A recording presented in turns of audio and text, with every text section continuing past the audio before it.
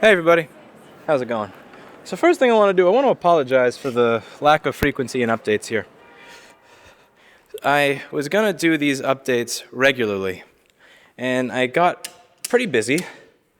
I wanted to get some more repair jobs in so that I would be able to be in a better financial position to afford the move. And one of the things I mentioned in the previous videos is I've been adding, if I could add 3 to 6 jobs a day that I wouldn't usually do after hours, then that may pay the shortfall in budget to make this place work and be nice. And I've been doing that. If you go over to the live channel, you'll be able to see that I've been recording until usually 1 or 5 in the morning. That's my after-hours stuff. So if you missed the videos, check out the live channel. I try to answer most of the questions that come up in the chat and engage with people. It should be linked somewhere when you go to my channel, like related channels or some shit like that. So let's just go over what's been going on here. Firstly, I forget if I included this in a previous video, but it does look like they've got some sort of heavy-duty scaffolding thing here, which is pretty cool. I turned off the lights on the bike since I know that was triggering people. So this is the floor. It's coming along nicely. We're out. This is about, I would say, half of the store at this point, honestly. Also, as you can see, there is insulation here. A lot of you said, make sure they're putting insulation under there. I hope they're putting insulation under this because it'll make noise without the insulation. And apparently they were not putting in insulation. And that kind of ticked me off. They said, you didn't ask for insulation, but it's one of those things where I just said, I want the floor done properly, and I'm 110% willing to pay you your rate. I didn't lowball you once.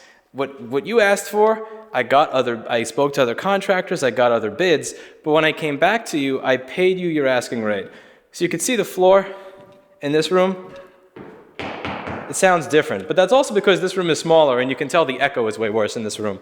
So it's hard for me to tell if the reason that it's more echoey in this room is because of the lack of insulation, or is it just because that room is more echoey.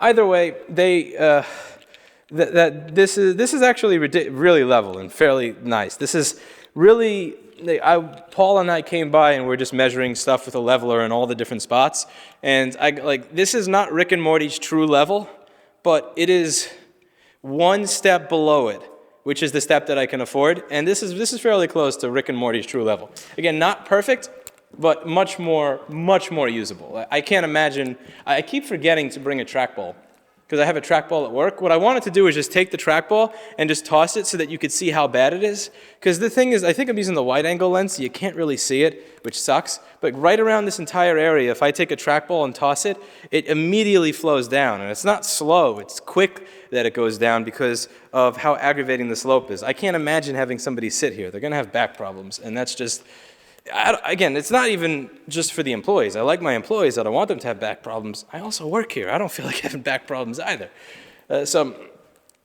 We had a bit of a spat because there was no insulation under here, and in order to rip this up, because they use nails rather than screws to screw this in, this would cost money to rip this up to put insulation in. I'll see how much I care about it because I don't walk around my office very much. And also, while I'm going to have acoustic panels out here, this room is going to be virtually an anechoic chamber. There's going to be acoustic panels all over the wall. So even if there is noise when I walk, it's going to be minimal, because while here there's going to be sporadic panels, in the recording room there's going to be everywhere panels. Now, the next thing I want to do before I just go over any of the stuff that's going on here is I want to talk about something that I was wrong about. I want to admit that I was wrong and explain why. A lot of you, when you saw the budget or you heard what I was doing, you said, why the hell are you paying a professional designer or a design build or architect firm or anything like that to help you organize workflow and set the space up to look nice, Louis? You can have anybody do that. You could just have an intern do that, or just find someone off of Fiverr to choose colors for you. And when it comes to workflow, don't you guys know your workflow well? Well, that's a good point. The thing is, we are set up, I don't know if it's because of the space or just because we're bad at setting up offices. None of us are good at setting up a repair shop for perfect workflow. So since this is going to be new construction, we're doing all of this stuff for the first time. For the first time from the start, I really wanted it to be done right. And now is the time to do it right. Where should everything be? Where should we place whatever it is we're placing so that people are not constantly bumping into each other, so that the receptionist doesn't have to get up and walk around something all the time when it should be, in a specific spot for anything that multiple people access. And I was wrong. The architecture firm that I hired is actually the one that I mentioned in a previous video, the one that says, using professional jargon left unexplained can ruin your reputation. That was the firm that told me that to do any work, I'd have to change the CO of the building. And that's the one that said it would be $20,000. And I don't actually have to do that. I consulted with another architect and an attorney. I asked them to get back to me on that, and they said they would. That was November 26th. I'm still waiting. I asked certain questions about colors. They sent me 6 or 9 different swatches of colors, little wheels of colors, and I don't know what to do with that. And I explained it. I said, I'm a laptop repair person. I don't know what that means. Is it like there's 6 different colors? The 3 pairs, so 6 colors, 3 different pairs of colors. Is that the molding in the wall? Is that the ceiling and then the wall? Is it left wall, then right wall? What do I do with this? I really was looking for somebody who was going to be involved with the project. Be saying, oh yeah, you need this furniture. You definitely need this furniture. No, you want this light fixture and here's why. Or you want this color scheme. And if I would ask about a color, I'd get an email back 2 days later. And if there was anytime I had a follow-up question, I would get a response back 1 or 2 days later. And it was just vague and generic. They drew up plans for us. So they spent about an hour speaking with Paul and Steve. And none of the plans that we were given, none of the drawings implemented everything that Paul had talked about. So it's almost like it went in one ear and out the other. And it was really disappointing to get that level of engagement from a firm that wanted $7,200 for the job. Even just Erica, my girlfriend, she actually did a bunch of research. She said, here's one of the colors, here's where they should go, and here's why. She did a bunch of research and found out that there was a vet's office that chose specific colors because focus groups were showing that when people are anxious or worried about the health of their animal and about to get aggravated, these are the very specific colors that cause them to not get aggravated. Here is what type of furniture you want. Here's the countertop you want. And she was using actual research to back up why this should be here and that should be there. And I'm not paying you. She did this before she was getting on the plane.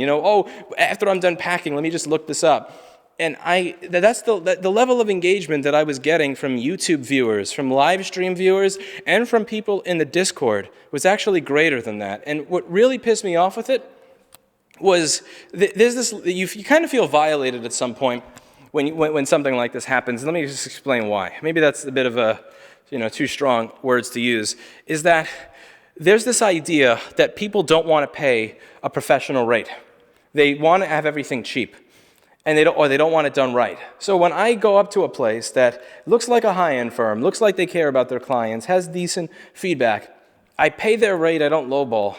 I'm not going to the FIT and saying, hey, do you want exposure designing this new store? Here's $100, help me pick stuff out. And I get that level of engagement. It really does sever the general level of trust people have paying people in that industry for a professional service. The whole point of paying was that I wouldn't have to chase you, that I would be able to get that job done properly. And it sucked to figure out that I could have actually went to FIT right down the block, said, $50, help decorate my store, and gotten a greater level of engagement. In fact, I think I probably could have gotten a better level of engagement for free or from a friend of a friend that just wanted to help out charitably. And I expressed that to them, and they were not. He was receptive. He was open to giving. We only paid a deposit of about $3,100 for it of the $7,000. He wanted to give back, I think, $1,400 or $1,500. I was looking for closer to $2,000 or $2,100, and I would think I was very courteous on the phone call that I had. And then at some point, I just started to lose my shit and just said, you have 10. Just let me know. We've been on the phone for 17 minutes. Let me know in the next 10 seconds whether I'm going to small claims court. I've done it before and I've won. This is not the level of service you provide people who you're charging $7,000, $700, or even $70. We respond back to people better and faster and don't ignore them for 2 weeks when they're paying $40 for something. This is a joke. This is a joke. What am I doing here? And then he got kind of agitated, but said, fine, we'll send you a check. So I paid about $1,000 or $1,100 out of pocket for an important lesson, which is, let me design my own fucking place. Let me do my own research. I'll ask people for opinions, but I'm not paying a fucking professional designer. Fuck that, no. I know there's somebody out there that's going to say, how dare you let one firm let you get this idea of the entire industry. Maybe I'm just pissed off right now about it and kind of sour. But there's this general idea that if you pay a professional, it'll be done better. And one of the things that sucks is that you can actually pay the professional, and it's not that it's a guarantee to be done better. There's a chance that it'll be done better. And this is why I've always kind of argued with people over this definition of professionalism.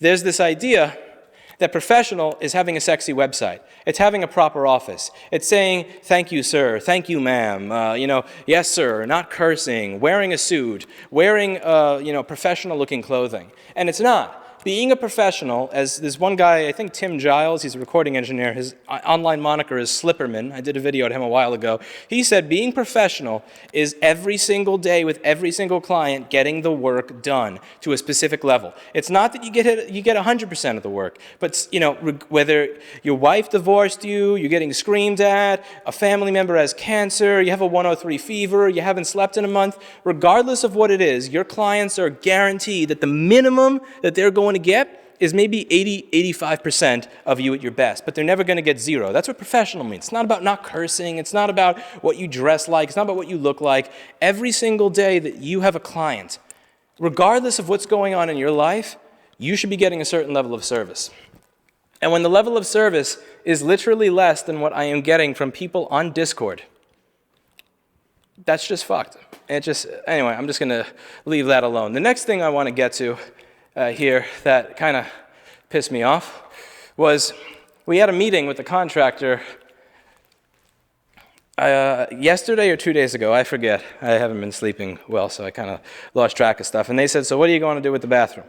And we were kind of confused because the contract that we signed makes it appear that the bathroom is included in this. I'm not saying, make the place beautiful and sexy, but I don't want to step down to go into the bathroom. And the contractor took out a clipboard, and it had something called a change order on it. And Paul, in his best Marine's voice, like just beautiful United States Marine Corps voice, looks at me and goes, is that a clipboard with a change order you have on it? It was so funny because it was that sound. It was polite. It was very polite, very kind, and very courteous. But it also sounded very much so like, if you answer yes to that question, I am taking out my rifle. And him just saying the creed, I must master my rifle as I must master my life. And I was waiting for that. And he, at that point, backed down and said, yeah, I'll include the bathroom. I'll include the bathroom. Fine, screw it. Because you can't tell me that you knew what project you were bidding on. You knew what I asked you to do. I didn't lowball you. You knew what you were being asked to do. You knew damn well what you were being asked to do. He wanted to have a meeting to discuss what I wanted to do with this and what I wanted to pay. No, you're raising this. You're raising the bathroom to match this, that's it. And I'm not paying extra for that. Just no. And he got it. He understood. We had a conversation with him, but that was what I like to call trying to put the tip in. And I'm less surprised here because he's a contractor. With the real estate series, I was surprised when the real estate people were trying to put the tip in all the time because I wasn't as familiar with that industry. I'm familiar enough with contractors to know that there's always going to be an attempt to put the tip in. It's simply in their DNA. If they were not trying to put the tip in, I would damn near question if they were good at their job. But we had a conversation about that, and it ended amicably. So what we decided to do is just finish out floor, and then we're going to be putting up a partition wall over here. I'd like to put some televisions up there, and we're going to have a granite and mahogany counter up here. I was going to get a little bit of a tiny cheaper counter, but since I'm cheaping out on virtually every other part of it, there's a lot of stuff I'm not doing. I figured Paul made a good argument to not cheap out on the front area. He said, don't cheap out on this. Come on. He's like, fuck around in the back. Okay, we won't get this for the desks now. We won't get this for the chairs or all the other shit that we were looking at getting. We're not going to get microscopes and cables to stations. But for the one thing that you can't cheap out on is what customers see when they walk in. Let's just make that look nice. And it's a point taken. So there were a bunch of people that for the same type of counter, there are people I call that were just hysterical. They wanted like $14,000 to custom build a counter that would fit in here. So like right where I'm pointing from here to here, fuck off. So we were looking at paying around the same amount for a counter with mahogany and granite, a wall, a proper partition wall over here, and also for the electrical work to be done in the front of the store with a licensed electrician, which I'm happy with. Oh, I shouldn't say I'm happy with. I'll accept. But it is coming along. There were those two things that kind of tick me off. Again, what bothers me is going to a professional, or somebody who claims to be a professional, entrusting them with the work, and then hearing back, oh, well, I didn't know you wanted insulation on the floor. I didn't know this about the bathroom. It's like, come on, man. I don't know how to make a floor. I don't know how to make a floor. I know how to pay you. I know how to write a check, and I know how to ask for what I want. So let's just take this for an example. Let's say a customer comes in, and one store says, okay, so your phone has this issue with it. So what we're going to do is we're going to take the motherboard out of it. We're going to put it in 99% isopropanol, and then we're going to brush it off. And then they go to another place, and the other place says, okay, we're going to take your phone board. We're going to put it in Branson EC and distilled water in a P1200 H45, turn it on for 5 minutes after removing the shields, then put the shields back on after it dries. If you're a layperson, they sound virtually identical. You have no fucking clue what any of that means. If you're in the industry, the first one is some shitty franchise saying, we're going to use a toothbrush and alcohol from Dwayne Reed on your phone, or CVS on your phone, without removing the shield, so the corrosion is still going to be under there. It's a fucking waste of time. Whereas the second group of people, they're going to use an ultrasonic cleaner to properly clean it after removing the shields to ensure that all of that work that's done is going to actually clean the board of the phone. But you as a layperson don't know that. That's how I feel when I'm speaking to people about doing this stuff. We should know, again, Paul was here while I was explaining a lot of what I wanted done, just to make sure I didn't say something stupid, because he knows a lot about construction. So when people say, Lewis, why didn't you ask them to put insulation in the floor in the office? Why didn't you ask for that? It would be like if somebody asked one of my customers, hey, why didn't you ask that franchise if they were removing the shields while doing a water damage treatment on your phone? They don't know that. They don't know what a shield is. They don't know that shields are covering they don't know that shields are covering the, like chips like the basebands. They don't get it. It doesn't make sense to them. They've never heard of this before. That's why they're at a professionals, and that's why they're offering to pay that rate. And that's why it pisses me off so much when I see that there are repair shops that say $50 if it works, or $50 if it doesn't work, and they just take the board out and they brush it off and they give it back to the customer. Because if they charge that customer $50 when it doesn't work, technically the customer agreed, cleaning, but what type of cleaning? You, as the fucking technician, know the fucking difference between cleaning, meaning ultrasonicking, after removing the shields, and just cleaning with a toothbrush and alcohol without removing the shields. The tech knows what the difference is between that. The customer doesn't. It's your job as the tech to know better and know, hey, I'm not going to do that lazy ass not removing the shields bullshit and charge the customer regardless of whether it works. That's fucked up and it's wrong. Technically, you made a deal with the customer with a handshake, and technically the customer agreed, but the customer didn't know what the fuck they were agreeing to because you were vague and you left shit out and you were sneaky and you left shit out that you knew shouldn't have been left out. And this is something that, kind of here, like, yeah, you didn't ask me to put insulation on the floor. I fix laptops. It's like, PP Bus G3 hot is 12.56 volts when the SMC's on, 12.23 when the SMC's off. That's what I know. I don't know shit about building a floor. Anyway, so we had that spat. Steve's going to wind up bargaining with the dude to rip this shit up and put insulation in affordably. We'll see how much it pisses me off. It's one of those things where I know I have the type of OCD that it's going to bother me. Even if it doesn't sound it, I'm going to walk on the floor and go, that doesn't feel like it is insulation. I mean, I'm just being an idiot. But, it feels solid. This does feel very solid. I would say that it looks like the quality of the carpentry is pretty good. Oh, the last thing that I wanted to talk about, the fucking cigarettes. So when I came in that day to scream about the bathrooms, this is the thing that's pissing me off right here. This got to go. So let me explain the smoking thing. It's not the fact that people are smoking. This is how I explained it to the guy, because he was probably kind of curious why it was yesterday that Steve and Paul and I were very confrontational, whereas in the beginning we weren't confrontational and we were kind and accommodating and nice. This person, the electrician, who is the one that suggested this contractor, along with one of the old boss that I had 12 years ago from my first studio job, he works in a building that actually has a studio in it that I used to work in 10 years ago. And at this studio, I would show up and I would see a bunch of people smoking weed. Constantly, because it's a recording studio, and people, sometimes worse, sometimes like, some cocaine on the table. I explained to him, I said, listen, I know that you've been to that building, and we both know that people are just going to do what people are going to do. I'm not saying it's right or wrong, I'm just saying that what they would do at the end of the day is they would take all their Dutch Masters, they wouldn't smoke in the lobby, they would smoke in the stairwell, in the emergency stairwell, so that you wouldn't smell up the main space. And when they were done, they would take their Dutch Masters, any of this crap, they wouldn't leave it on the floor, they would take it all and then throw it in the garbage. Or if there was cocaine on the table, they would clean off the table and all this kind of stuff. And one of the people from the company that owned this building, I forget the name of it. I forget the name, it'll come to me later. Anyway, would walk through the building, and like he probably knew people did that, but since there was no evidence of it, it was fine.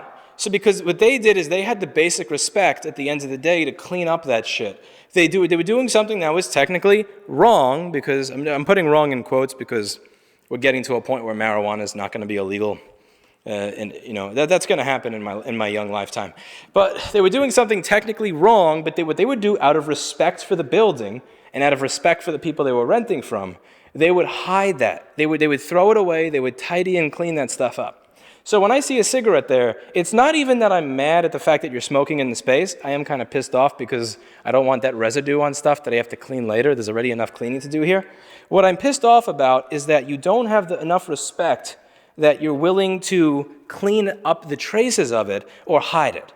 It's, like when I was a kid, I had one of my teachers tell me this. Because he caught me using headphones. Like, yeah, I know, there's one guy, I forget his name, Mr. Jaccarino. He was a math teacher at Susan Wagner High School. He was one of the 3 good teachers I ever had throughout my lifetime.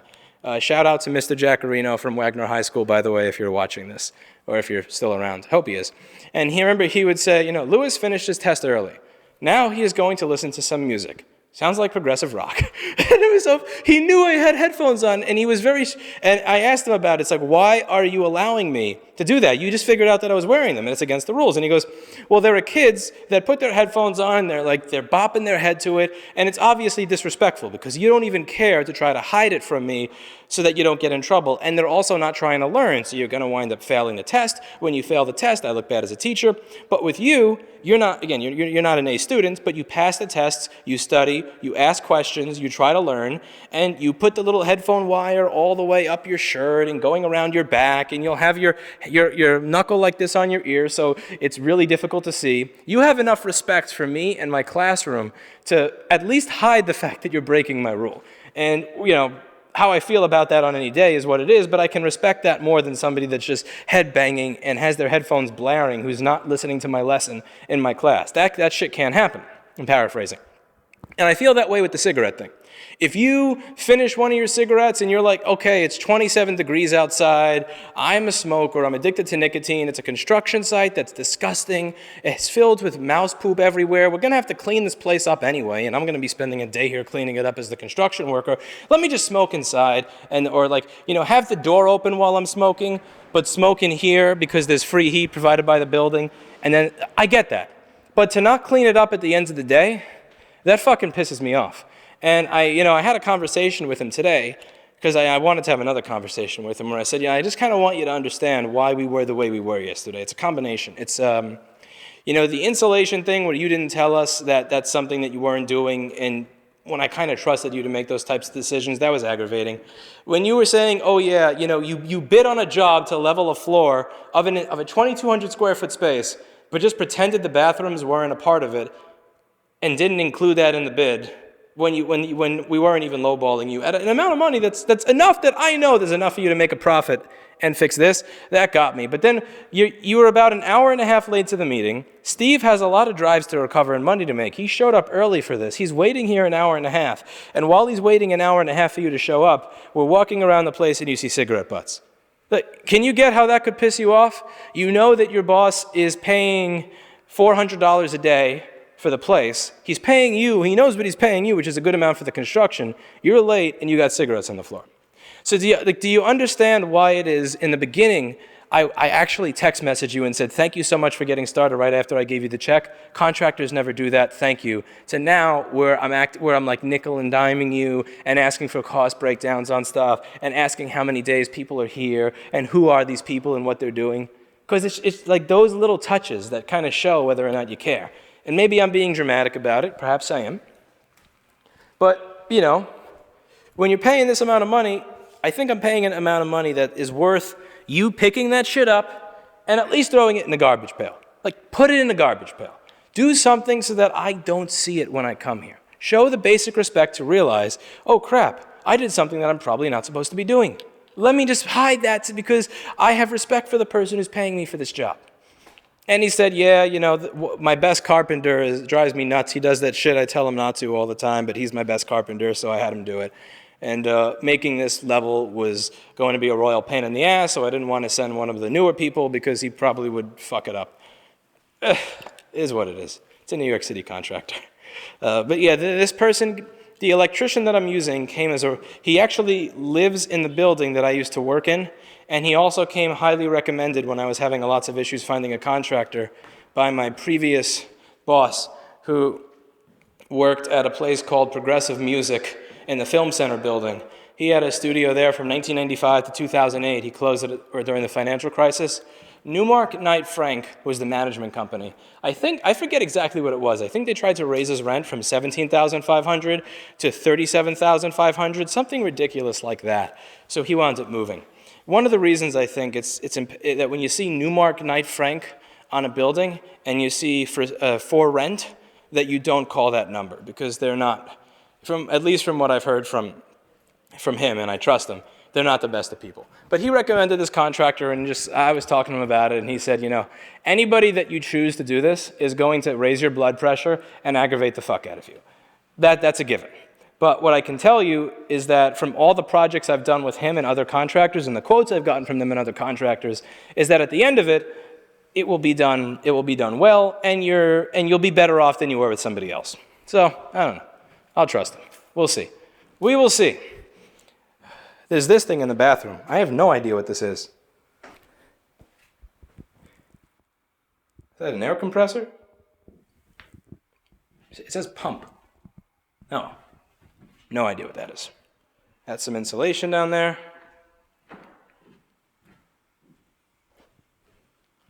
Looks like a bunch of junk.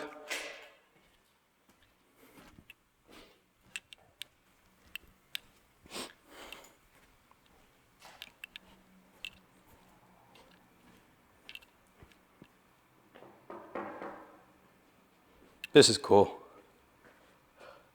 Would you not want to go to the Apple store with one of these? Oh my God, that's heavy. Oh, let's see.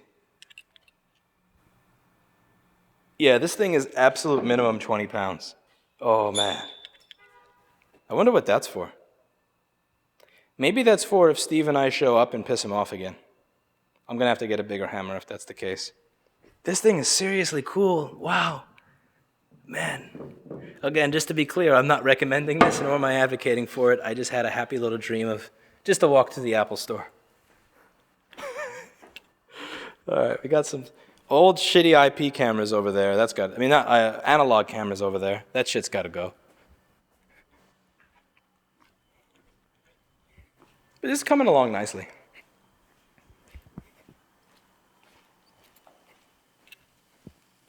I'm excited to see what the counter they wind up making looks like.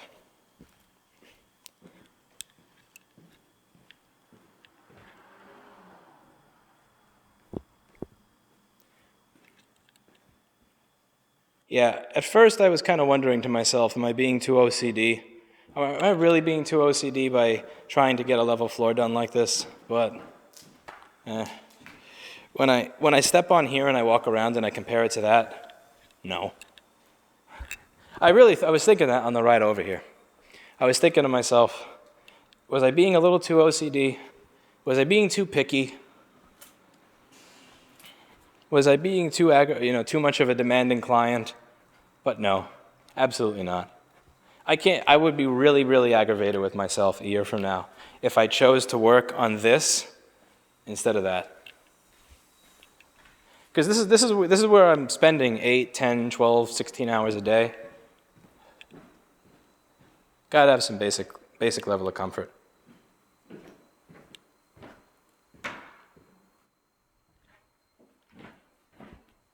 All right, this video has been way too long as is, so I'm going to cut it short here, and I will see you later. My apologies that this wound up being half an hour. I guess just quite a bit to update on, a lot to get out, get across, and thank you for watching, and I will see you in the next one.